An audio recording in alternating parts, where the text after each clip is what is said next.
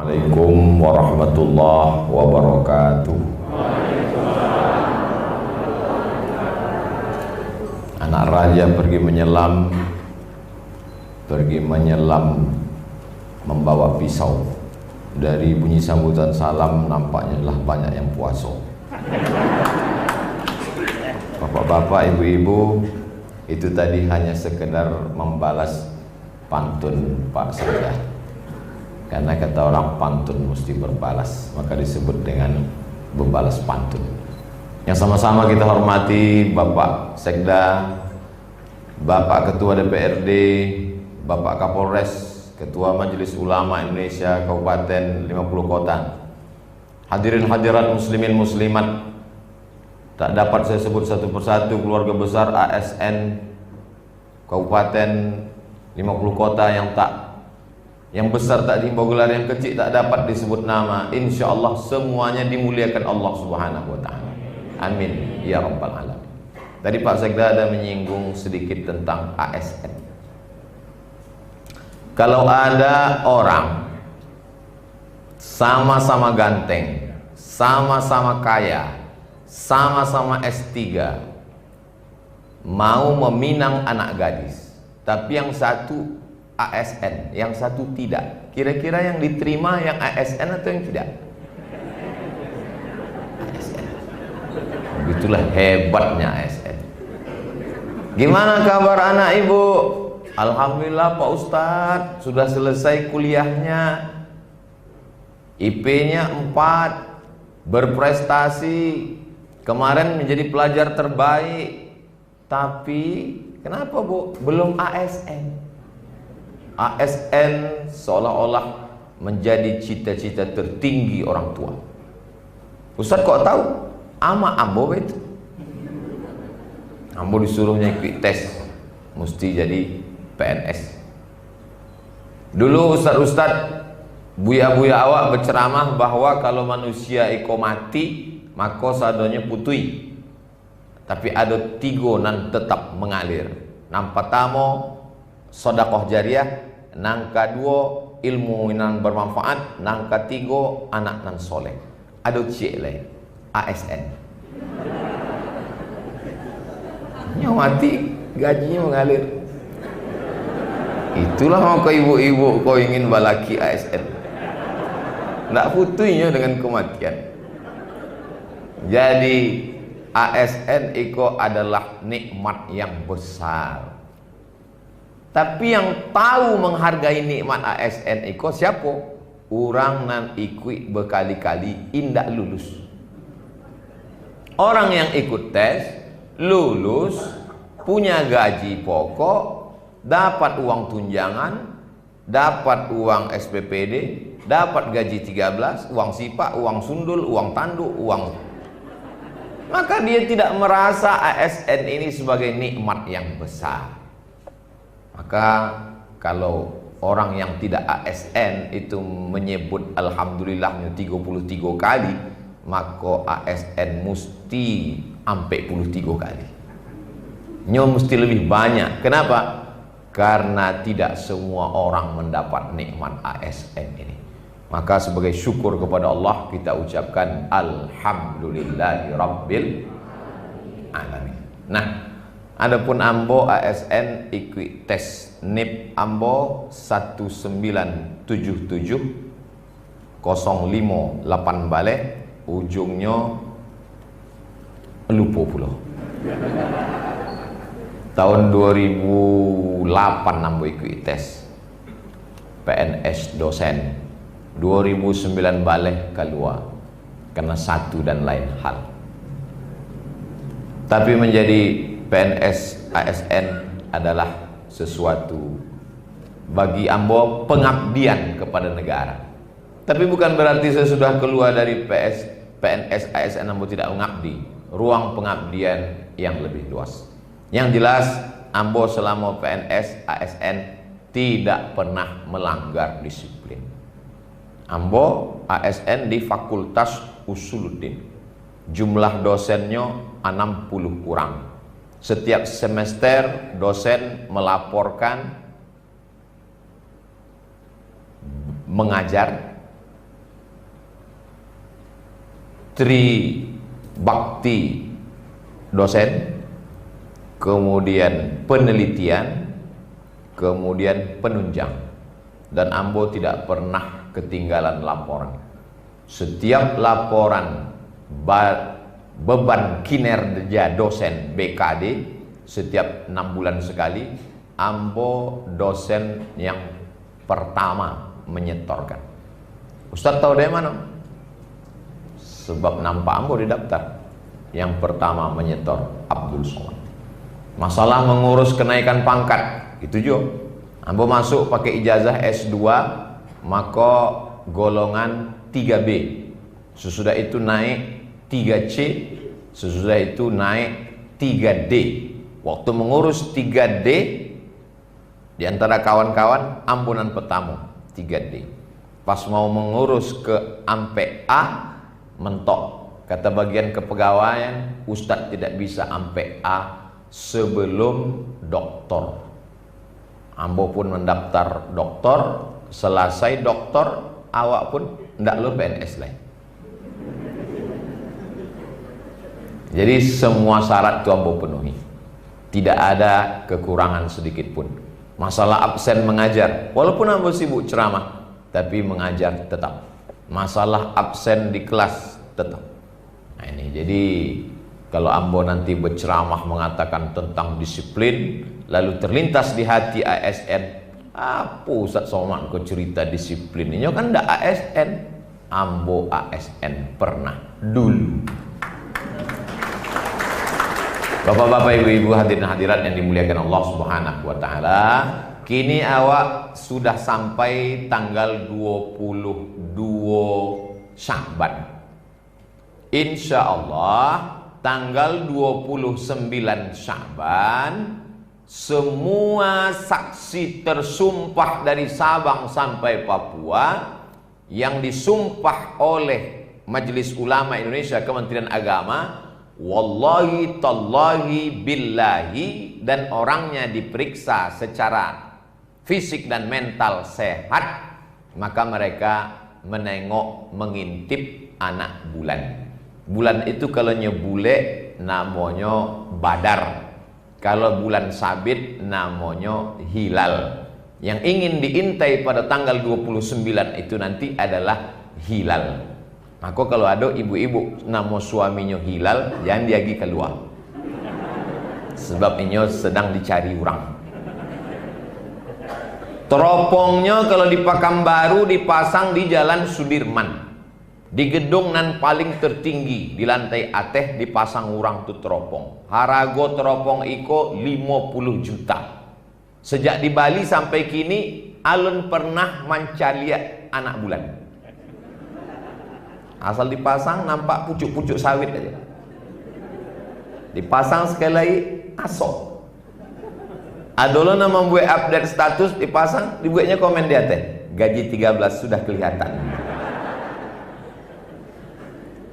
Karena dalam hadis Nabi disebut sumu li ru'yatih, berpuasalah kamu setelah melihat anak bulan. Maka lembaga itu disebut dengan Badan Hisab dan Ru'yah Muhammadiyah, organisasi sosial kemasyarakatan agama, memakai metode hisab. Ilmu hisab adalah ilmu falak, ilmu astronomi. Untuk mendukung dipakai dua-duanya, maka namanya ilmu hisab, dan di Kementerian Agama Badan Hisab dan Ru'yah.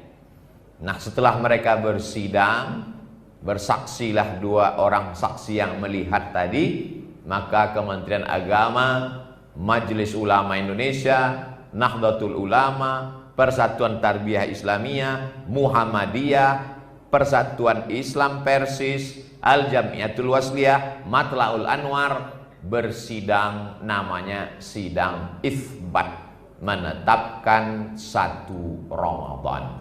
Biasanya penampakan hilal itu sore, petang, malam diumumkan, maka malam itu sudah dianggap sebagai malam bulan suci Ramadan. Karena kalau Januari, Februari, Maret, April itu pertukarannya jam 2 malam. malam tahun baru. Tapi kalau Muharram, Safar, Rabiul Awal itu awal kalendernya di waktu maghrib. Ambo pribadi tidak mengajak kita untuk membeli teropong, bukan itu maksudnya. Ati Allah, ta'ala kepada Allah, wa ati'ur Rasul, ta'ala kepada Rasulullah, wa ulil amri. Ulil amri alim ulama. Saya tidak mau taat kepada ulil amri. Siapa lagi yang awak taati? Ulil amri ulama awak, itulah yang awak taati, yang dilegalisir oleh Kementerian Agama. Adapun proses bagaimana mereka menghitung dan menilai serta melihat anak bulan itu berat. Jadi kata orang di Kementerian Agama, bagian Badan Hisab dan Ruqyah, menghitung berapa derajat, bagaimana cara menengok bulan, ini berat. Biar kami aja. Jadi awak tinggal mengikuti aja. Kadang kita ini semuanya mau ikut campur urusan orang. Tapi pas naik pesawat, dia tidak pernah maklum. Iya Pak, tadilah Pak Sawi akan, sedangkan Ambo bertahan situ sampai akan sholat Jumat.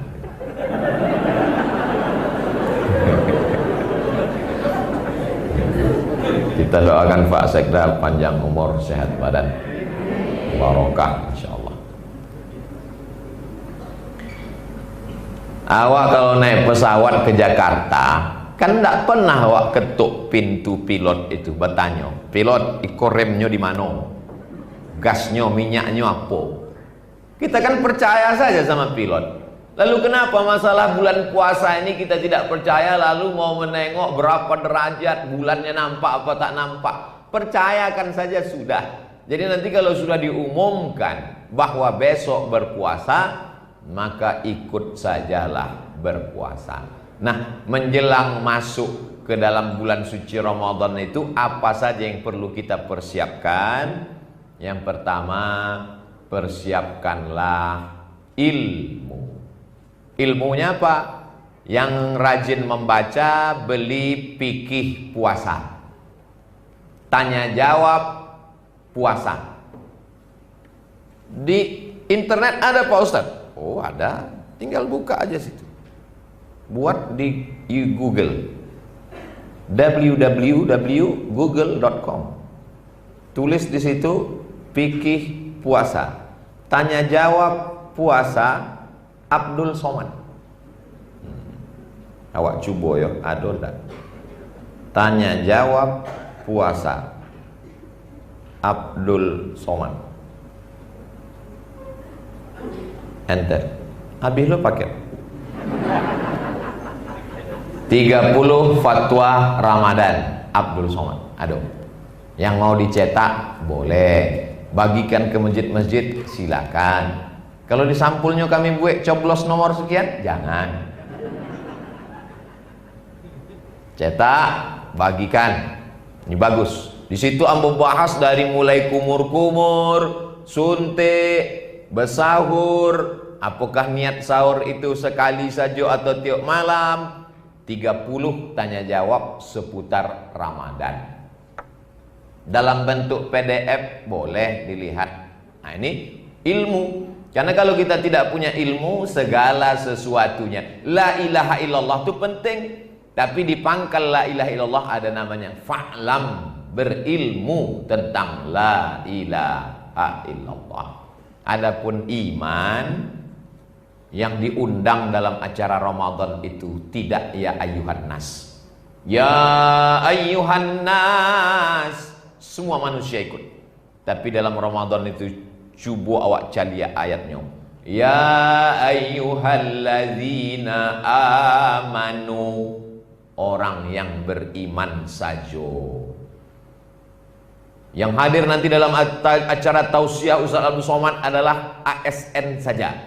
Tiba-tiba nanda ASN masuk. Oh enggak bisa, di stop sama Pak Satpol PP. Itu aku tagak orang dari pintu. Nah itu juga untuk nan puasa itu ayatnya jale. Ya ayyuhalladzina amanu. Bagaimana awak memperbaiki iman awak?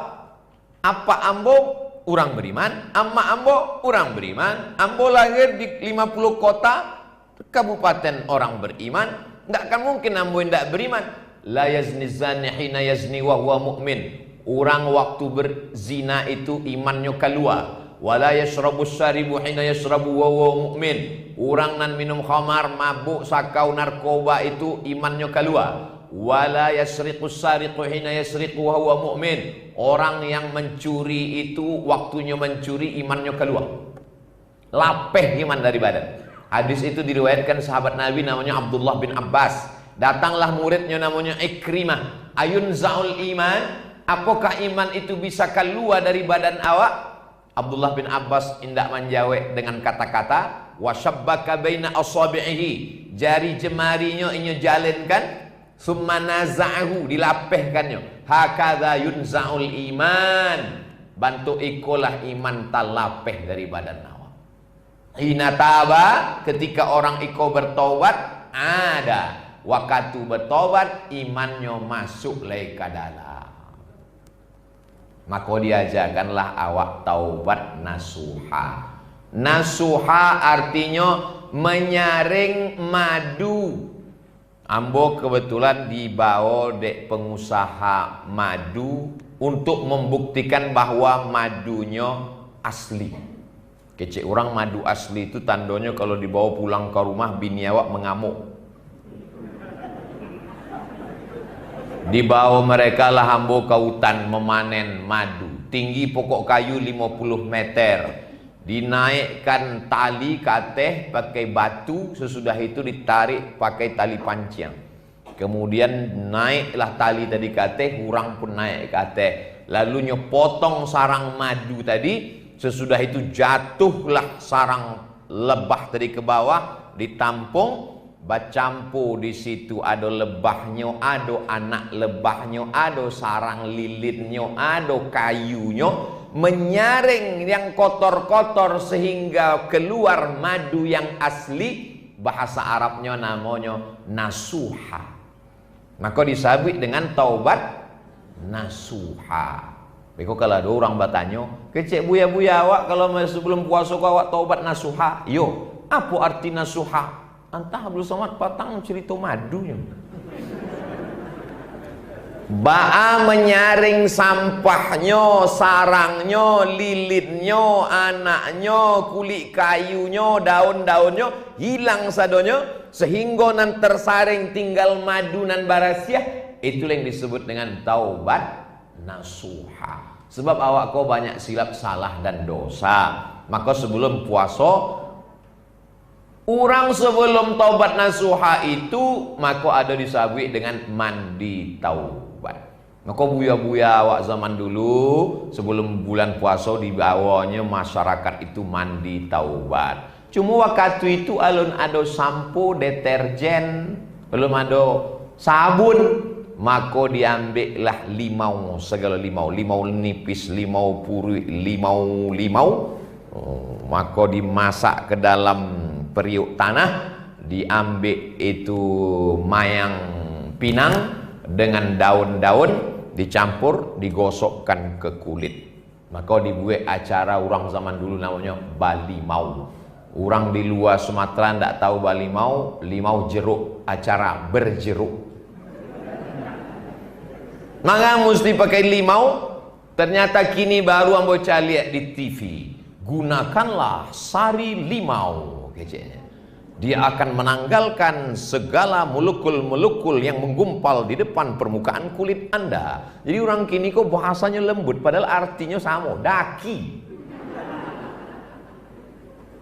Jadi asal carito mandi balimau sebelum bulan puasa itu adalah mandi taubat. Lalu mengapa Majelis Ulama Indonesia Provinsi Sumatera Barat mengharamkan balimau? Mandinya tidak salah, limaunya pun tidak salah. Nan salahnya apa? Baduo dia teban. Sebelum mandi itu bonceng-bonceng. Mandinya biasa. Masalahnya mandi pakai keyboard pula. Jadi yang dibuat oleh Majelis Ulama kau sudah tepat supaya jangan sampai iko menjadi ajang perbuatan maksiat. Yang ingin ambo jalehkan bahwa nenek moyang awak dulu indak salah. Kenapa mereka mesti mandi? Sebab zaman itu ndak ada AC yang menyedot bau orang. Bayangkan kalau orang di sore Ramadan artinya hujan nak, hujan yang sejenak turun membersihkan debu-debu yang ada di permukaan daun. Kita pun masuk ke dalam bulan suci Ramadan. Malam itu mulailah sholat yang pertama dilaksanakan setelah isya, namanya tarawih. Sesudah 2 rakaat tagak, Assalamualaikum warahmatullahi, Assalamualaikum warahmatullahi, tagak, Allahu Akbar. Tapi sesudah 4 rakaat duduk istirahat. Manga ada duduk istirahat? Sebab tagaknya lama, ayatnya panjang, mengajar khatam Quran dalam sembahyang. Duduk istirahat itu bahasa Arabnya tarwihah. Ampe rakaat tarwihah, ampe rakaat tarwihah, ampe rakaat tarwihah. Tarwihah, tarwihah, tarwihah. Kalau 3 ampe kali namanya tarawih. Tarawih artinya sholat yang ada duduk istirahat. Oh, jadi tarawih itu artinya sholat yang ada duduk istirahatnya, Bu ya? Yo. Manga di masjid kami ndak ada duduk istirahat sebab ayatnya inna a'toina. Nabi sholat tarawih sampai hatta tatafattara qadamahu, bengkak kakinya. Ba'acara sampai bengkak kaki, ambo pernah jo kaki sampai bengkak. Waktu naik pesawat dari Jakarta ke Papua. Bayangkan bara lama Nabi tegak sampai darah turun ke ujung kaki, bengkak.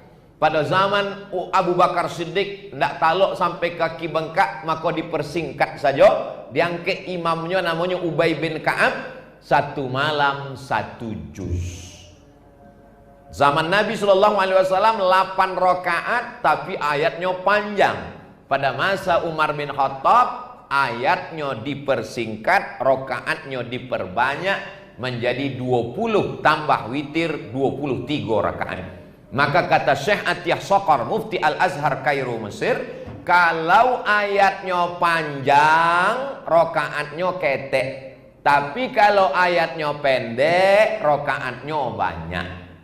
Orang Indonesia cerdas dikombinasikannya antara 2. Ayatnya ketek, rakaatnya pendek, dapat dua-duanya.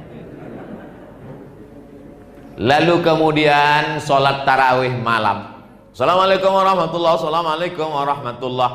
Ketika selesai 2 rakaat, 4 rakaat, orang Makkah itu waktu istirahat itu tawaf. Tawaf ringan untuk istirahat meluruskan urat-urat kaki. Orang Madinah menambah 2 rakaat pendek. Ada yang baca Quran, ada yang bertasbih. Itulah dalil boleh bertasbih di celah-celah, di sela-sela tarawih. Subhanal malikil ma'bud, Subhanal malikil mawjud, Subhanal malikil hayyil ladzi la yanamu wa la yamutu wa la yafutu abada, Subuhun qudus rabbuna wa rabbul malaikati warruh. Kata Syekh Atiyah Sokor, itu dalilnya boleh bertasbih di sela-sela, di celah-celah. Karena waktu istirahat orang di Makkah dulu ada yang tawaf, yang tak tawaf baca Quran, ada yang bertasbih, bertahmid. Tak usah berkelahi gara-gara itu. Hanya saja kebetulan Buya Ketua Majelis Ulama Indonesia, alangkah baiknya kalau diseragamkan bacaan di musola, di surau, di masjid. Karena banyak bilal-bilal, karena setahun sekali bacaan yang tahun lalunya lupa, bacaan yang kini inyo ndak inget. Akhirnya bunyi tasbihnya macam-macam. Ujung-ujungnya aja nanti cabut. Imamnya lambek, makmumnya cabut. Kita perbaiki. Lalu kemudian selesai sholat tarawih, sholat witir. Selesai sholat witir, biasanya tadarus.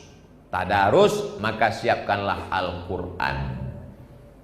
Nanti balik pengajian, singgah ke toko buku, tengok-tengok Quran. Tengok Quran ketek ringan, tapi mato ndak jale. Quranan gadang terserah. Download juga boleh di Play Store. Ada yang bagus namanya aplikasi Qoro'a. Q-A-R-A-A. Ada cara baca, bisa juga menghafal, ada tajwidnya. Oh, jangan-jangan Ustaz Somad kok menggalih kok. Enggak. Ambo tidak dapat persen apapun dari Qoro'a. Tapi ini punya sahabat-sahabat kita bagus untuk belajar Al-Quran. Kalau di luar Ramadan, baca Quran, baca tafsir, baca terjemah. Tapi di Ramadan lebih pada memperbanyak bacaan. Imam Malik bin Anas biasanya membaca kitab Muwatta. Tapi kalau di bulan Ramadan kitab Muwatta ditutup, Imam Malik banyak menghatamkan Al-Quran. Imam Bukhari yang menulis kitab Sahih Bukhari, kalau bulan Ramadan dia lebih banyak menghatamkan Al-Quran. Kanal Imamul Bukhari yukhtimul Qur'ana fi Ramadan sittina khatamah. Imam Bukhari menghatamkan Al-Quran di bulan Ramadan 60 kali khatam. Tapi saya tak ingin gara-gara ini lalu ASN Pemda tak masuk kantor. Kenapa tak masuk? Menghatamkan Quran di rumah. Karena bekerja juga adalah ibadah. Sebetulnya kalau kita baca 2 lembar sesudah subuh, 2 lembar sesudah zuhur, 2 lembar sesudah asar, 2 lembar sesudah maghrib, 2 lembar setelah isya, itu sudah 1 juz. 1 bulan insya Allah khatam. Istiqomah saja 2 lembar. Biar sedikit tapi istiqomah berkelanjutan. Itu lebih baik daripada sekali duduk 1 juz. Wal awwal wal akhiru, itu yang pertama dan terakhir. Maka duduk, habis sholat tarawih, jangan keluar masjid. Usahakan 1 lingkaran 10 orang, 1 lembar, 1 lembar, 1 lembar, 1 lembar. Kalau belajar sendiri, tadrus. Tapi kalau belajar berdua, tadarus. Ambo membaca, angku mendengar. Kamu membaca, saya mendengar. Namanya tadarus, musyarakah, saling berbagi. Siapa yang pertama membaca? Adik kami menghormati Ustaz Somad. Ustaz dulu. Ambo baca. Bismillahirrahmanirrahim. Alif lam mim. Dzalikal kitabul la. Apa kau bu ya? Kok ada makharijul hurufnya, ada matnya. Alif lam mim. Zalikal, bukan za. Zalikal kitabu la raiba fih. Biasa orang kalau ditegur bangkit emosinya mengamuk. Berani kalian menegur saya. Tak tahu kalian saya ini siapa. Saya ini di Mesir 4 tahun, di Maroko 2 tahun, di Sudan lagi. Buya, kalau masalah lamu di Arab, unto lebih lamu.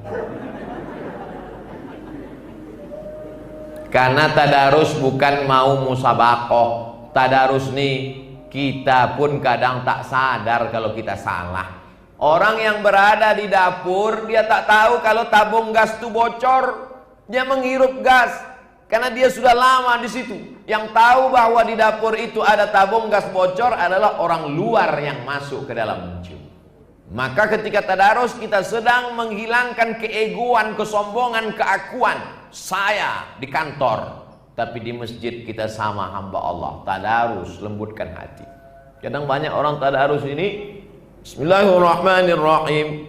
Dzalikal kitabul la. Begitu ditegur 3 kali dalam hati, waang beko 4 kali mau tegur. Itu namanya bukan tadarus, itu namanya berbalas kritik. Selesai, balik ke rumah, matikan lampu, matikan handphone, matikan TV, tidur. Yang biasanya sampai jam 12, karena nanti malam akan sholat tahajud. Maka kalau selesai tarawih, witir, baca Quran jam 10, jam 11, jam 12, jam 1, jam 2, jam 3, 5 jam tidur, maka bangun untuk tahajud. Tasaharu, bersahurlah, fa inna fis sahuri barakah. Karena sesungguhnya dalam sahur ada barokah. Apa barokah sahur? Membiasakan diri tahajud malam. Biasanya barek tahajud malam. Maka pada bulan Ramadan pasti orang bangun malam. Kenapa bangun malam? Karena mau makan. Kalau tak makan, besok kelaparan. Dia pasti bangun malam. Sempatkan tahajud. Selama ini catatannya kalau bangun malam, bangun malam, bangun malam, bangun malam, bangun malam, bangun malam, bangun malam. Keterangan, kencing, kencing, kencing, kencing. Bangun malam, tahajud. Bangun malam, makan sahur. Dari jam sampai pertama sholat malam, sholat sunat wudhu. Habis sholat sunat wudhu, sholat sunat taubat. Habis sholat sunat taubat, sholat sunat tahajud. Habis sholat sunat tahajud, sholat sunat hajat. Habis sholat sunat hajat, kalau habis tarawih tadi tidak witir, maka witirnya tengah malam. Tapi kalau habis tarawih tadi sudah witir, maka jangan witir lagi malam. La witrani fi lailatin, tidak boleh 2 kali witir dalam semalam. Witir itu artinya ganjil. 3. Habis tarawih 3, malam ditambahnya oleh 3. 3 tambah 3 6, tidak witir lagi. Maka pilih antara 2. Maka nanti ibu bapak kalau nampak habis tarawih orang pulang, awak husnuzon, berarti nyo pulang witirnya tengah malam. Walaupun indak sadonan pulang itu ingin witir. Mana tahu anak awak bertanya, mama, papa, ayah, itu makanya pulang, inyo ingin witir tengah malam. Daripada awak duduk ada kolak 2 mangkuk menunggu di rumah. Lalu kemudian setelah itu makan sahur. Tasaharu, bersahurlah, karena di dalam sahur banyak barokah. Apa barokah sahur? Fisiknya badan kuat, jangan sampai ndak makan sahur. Ini banyak ibu-ibu tak makan sahur. Sesudah makanan siap semua, kata suaminya, mama nggak makan? Ndak. Terus besok kan nanti nggak kuat besok puasanya, air putih aja. Rupanya lah 2 piring di dapur. Makan sahur, kata Nabi, kalau tidak mau makan, jur'atan minal ma', walaupun hanya seteguk air. Lalu kemudian awak pun makan. Setelah makan, menunggu azan subuh berkumandang, paling rancak membaca istighfar. Dalilnya, wabil ashari hum yastaghfirun, memperbanyak istighfar di waktu sahur. Istighfar paling tinggi, paling pendek astaghfirullah. Agak panjang astaghfirullahalazim. Lebih panjang astaghfirullahalazim alladzi la ilaha illa huwal hayyul qayyum wa atubu ilaih. Lebih panjang sayyidul istighfar. Allahumma anta rabbi la ilaha illa anta khalaqtani wa ana 'abduka wa ana 'ala 'ahdika wa 'adika ma stata'tu a'udzubika min syarri ma sana'tu abu laka bi ni'matika 'alayya wa abu bi dzanbi faghfir li fa innahu la yaghfiru dzunuba illa anta. Oh, payah kami mencatatnya Bu ya, panjang banget. Tulis di Google Sayyidul Istighfar. Tulis di situ Sayyidul Istighfar, enter, keluar, langsung print, cetak, tempel di dakek kompor. Masak 2 kali, masak sahur, masak buko, masak sahur, masak buko. Insya Allah 10 hari inge. Ndak juga inge, cabui, baka, masukkan ke kopi. Insya Allah TBC.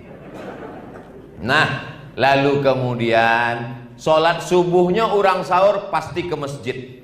Man sholat subuh fi jama'atin, siapa yang sholat subuh berjamaah, faka'annama sholal laila kullah, dapat pahala macam sholat sepanjang malam. Dan biasanya di masjid awak ada kultum pengajian subuh. Khusus hari Sabtu, hari Ahad, jangan keluar masjid sesudah subuh, tapi sampaikan waktu syuruk, sholat isyraq. Nama wakatunya syuruk, nama solatnya isyraq. Wakatunya mudah saja. Maghrib jambara di Payakumbuh. Waktu solat 50 kota. Waktu solat Payakumbuh. Sebenarnya ambo ingin mencari waktu Jumat ke jambara. Waktu sholat Payakumbuh 2 baleh 2 ampek zuhur. Maghribnya 8 baleh 27. Maka awak duduk di masjid sampai jam 6.27. Jam 6.27 sholat sunat isyraq 2 rakaat.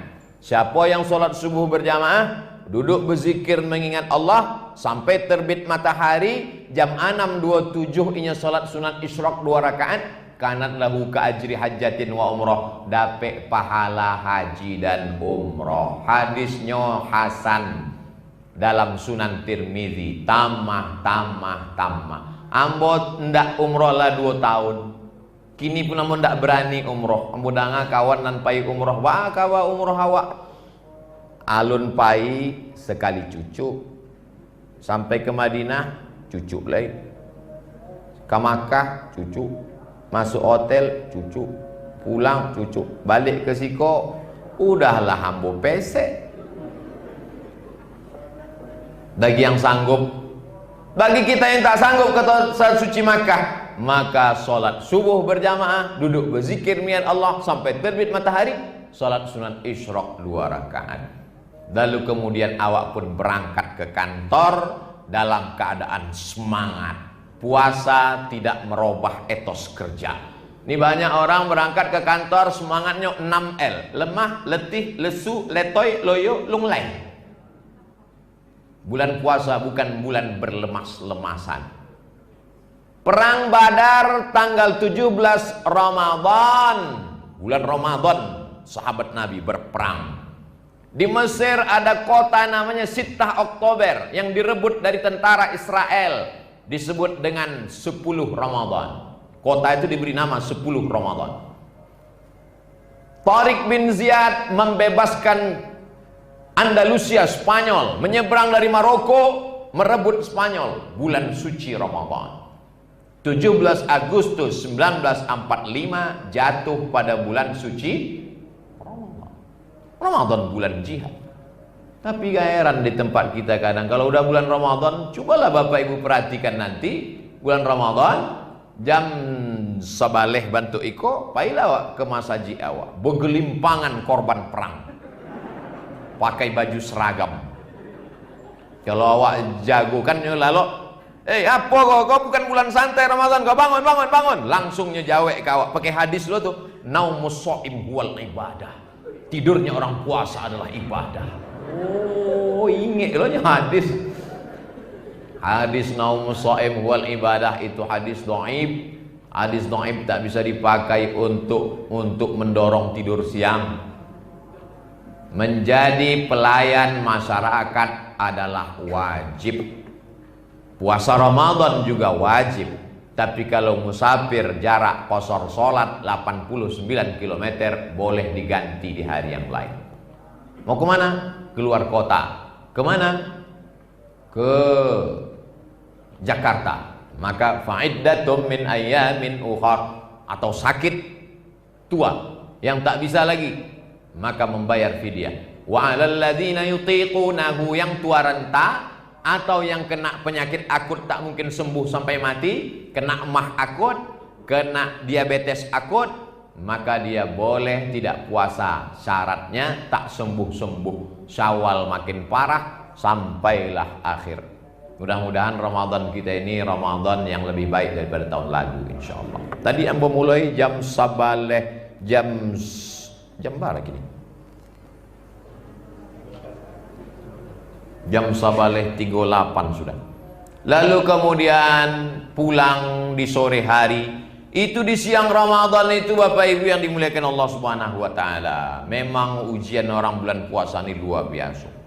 Mancalia oto warna merah macam semangka. Ngaku ibu nanti jangan berjilbab yang warna-warna makanan. Karena godaan yang luar biasa. Sampailah pada akhirnya azan maghrib berkumandang. Jam 6 sore orang sudah mau keluar rumah menghidupkan sepeda motor. Ditanya dek bini, udah Pak Ikama? Jangan kau tanya kemana aku pergi. Begitu pulang, limo di kiri, limo di kanan. Dari mulai macam-macam makanan. Ndak ambo sabui, beko tersinggung bapak. Makanan ambo tuh. Begitu azan maghrib berkumandang, Allahu Akbar, Allahu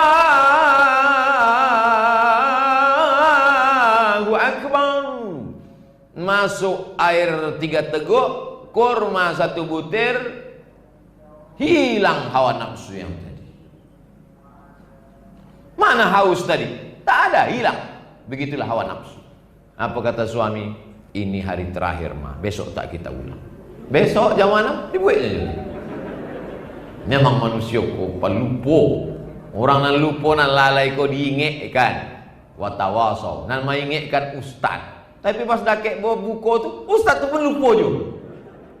Ingatkan, doakan Ustaz Somad supaya inyo ingat tentang ceramah inyo. Jangan sampai cuma inyo pandai mengecek saja, inyo indak mengamalkan.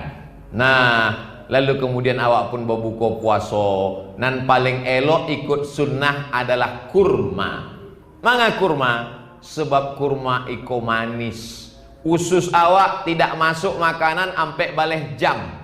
Kalau dimasukkan ke dalamnya air es, maka bayangkan knalpot sepeda motor nan panas, siramkan air es, lapeh, tanggal catnya. Begitulah kena penyakit usus. Maka yang paling bagus masuk air suam kuku. Kalau di Mesir sore-sore air panas dimasukkan kurma ke dalam atau susu. Nanti begitu mau berbuka puasa itulah minuman. Ternyata minuman kesukaan Nabi Muhammad SAW adalah air yang dimasukkan kurma ke dalam, lalu kemudian diminum airnya, kurmanya dimakan. Bagus sekali untuk usus. Kenapa kita mesti berpuasa? Ternyata badan kita ini mengandung banyak sekali penyakit. Makan buah apel, apelnya tidak dimakan ulat.